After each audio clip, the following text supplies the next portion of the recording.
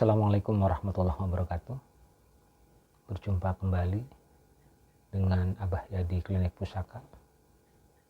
Dalam video kali ini saya sedikit akan mengulas tentang salah satu objek kebudayaan, yaitu olahraga tradisional. Sebelum lanjut, silahkan subscribe, like, komen, dan bila perlu share videonya maupun share ilmunya. Mudah-mudahan bermanfaat. Oke. Apa itu olahraga tradisional? Olahraga tradisional adalah olahraga yang orang-orang dulu dilaksanakan. Ini kegiatan olahraganya orang dulu. Ya, salah satunya silat, itu olahraga tradisional. Gangsing, walaupun masuk juga di permainan rakyat.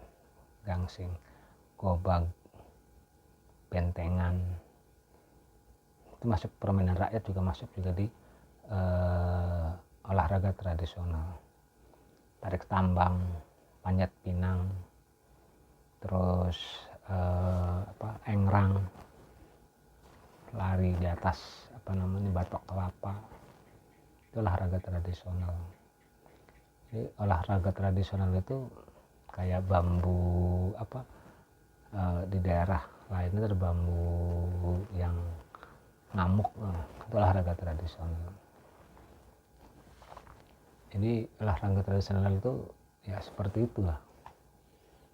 Dan sekarang mungkin ada federasi olahraga rekreasi di salah satu udah ada yang ngurusin untuk olahraga tradisional.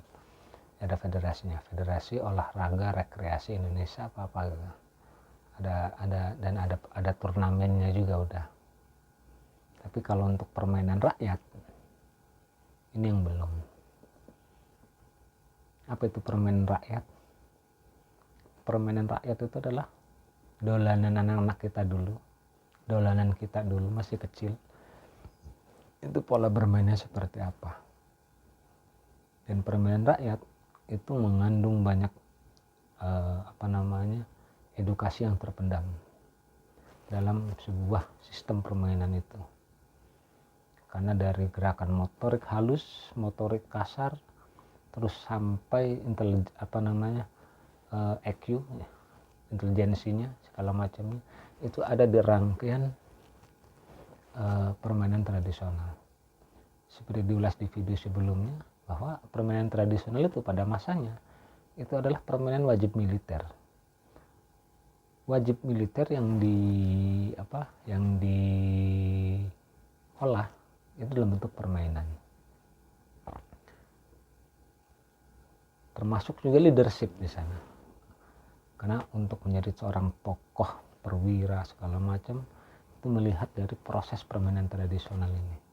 Dari umur 4 tahun sampai umur 17 tahun. Maka akan kelihatan. Kalau sekarang sekolah bentuknya segala macam untuk hanya untuk wawasan, mengembangkan EQ-nya. Tapi ketika terjun ke lapangan juga kecerdasan secara sosial ini enggak terbangun. Hanya kecerdasan akademik yang dibangun, tapi kecerdasan sosial itu kurang. Orang dulu itu lewat permainan tradisional itu kecerdasan sosial dan kecerdasan akademik akan terbangun. Bagaimana sistem permainan tradisional itu? Ada berapa tahapan, ada berapa item, ada yang sisi hiburannya yang saya tulis di permainan tradisional Kabupaten Serang khususnya. Itu saya bagi menjadi 3. Permainan tradisional yang kreatif, permainan tradisional ada yang patriotik, ada permainan tradisional dalam bentuk ketangkasan.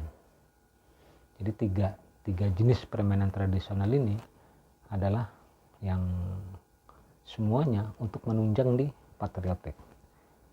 Apa itu permainan tradisional patriotik? Nanti akan saya ulas di video berikutnya. Ini hanya gambaran tentang permainan tradisional itu sendiri. Kalau olahraga tradisional banyak lah, karena setiap Agustusan sering kita lihat olahraga tradisional itu.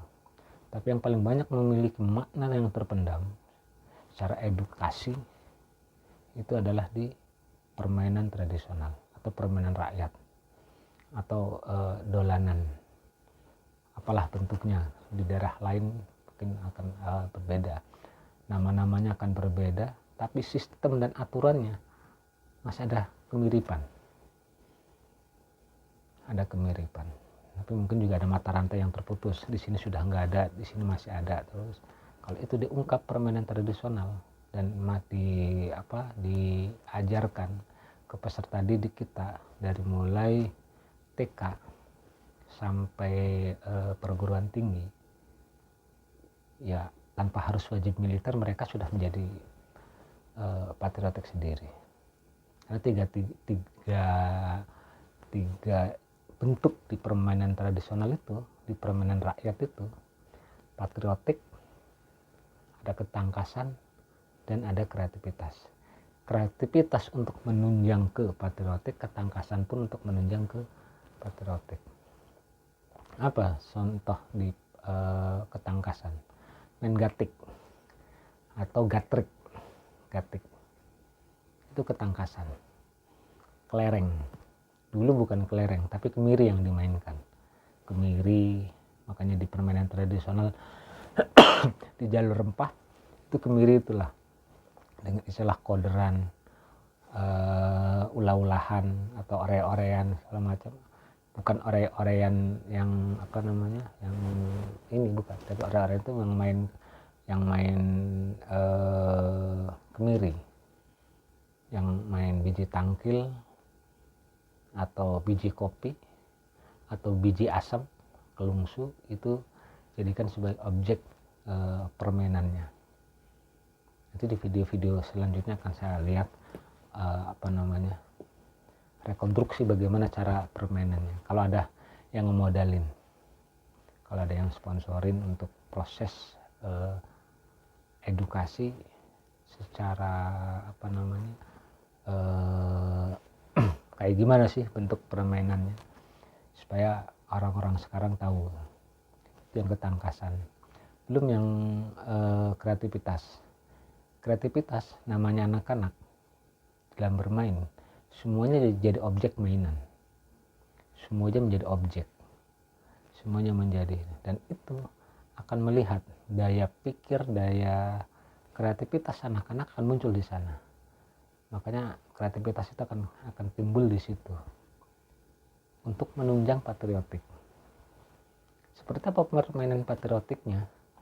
Di antaranya mungkin yang secara nasional kita sering tahu adalah petak umpet. Petak umpet itu bagian akhir dari permainan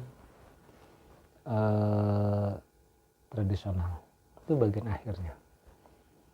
Seperti apa bentuknya? Di permainan itu ada nilai edukasi yang cukup tinggi di sana. Karena sebelumnya di permainan petak umpet ini ada bentengan. Sebelum bentengan ada gobag. Sebelum gobag ada ini, terus diawali dari tam-tam buku. Kalau di Sunda dikenal dengan istilah ore-orean. Dan di sana ada lagu-lagu, ada simbol, ada segala macam. Nah, petak umpet itu bentuk permainan yang sebuah daerah kekuasaan yang sudah ditaklukkan oleh musuh, dan bagaimana kita untuk proses menaklukkan musuh. Makanya tim A dan tim B. Tim A yang menempati markas dengan istilah umbuk, tim B yang sembunyi.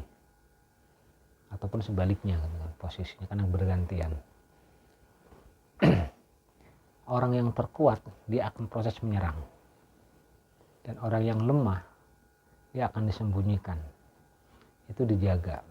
Itu sudah manajemen leadership yang baik di main petak umpet itu. Dan area satu kampung, karena dulu areanya pasti satu kampung, dan satu kampung itu pasti akan penuh. Di mana tempat persembunyiannya, di mana tempat lari supaya aman, di mana supaya ketika dikejar oleh musuh supaya musuh tidak ini. Dan orang akan tahu di situ karakter antar kawan, karakter ini penakut atau dia harus, itu emosinya akan terbangun di sana. Dan orang tua dulu ketika anak-anaknya jatuh dalam proses bermain itu, dia tidak akan melarang dan tidak akan memberikan peringatan. Selesai permainannya diangkat, kalau memang dia luka segala macam diobatin udah. Karena disitulah letak edukasi, bagaimana dia mengasah dirinya sendiri, mentalnya, kekuatannya, strateginya, itu ada di permainan tradisional. Dan permainan tradisional relatif sekarang hanya tinggal kenangan. Semuanya pada pindah ke permainan dalam sistem dalam sistem menggunakan HP, karena ya mungkin zamannya. Nanti next di video berikutnya tentang bentuk permainan tradisional seperti apa. Kita lihat di berbagai daerah pasti akan sama tentang proses permainan rakyat ini atau permainan tradisional ini. Yang membedakan nama, hukum, pola, tapi jenisnya, karakternya sama. Permainan tradisional menjadi ada 3 jenis: kreativitas, ketangkasan, patriotik. Ketangkasan dan kreativitas akan menunjang untuk patriotik. Itulah permainan tradisional. Terima kasih, mudah-mudahan bermanfaat informasi ini.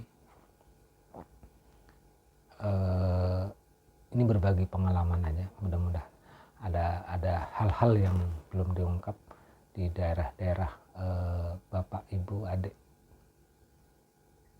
pengguna sosmed, khususnya YouTube, berbagi cerita, berbagi pengalaman, supaya kita menjadi hidup yang lebih baik dari masa lalu. Sebagai kata terakhir, mohon maaf atas segala kekurangan. Assalamualaikum warahmatullahi wabarakatuh.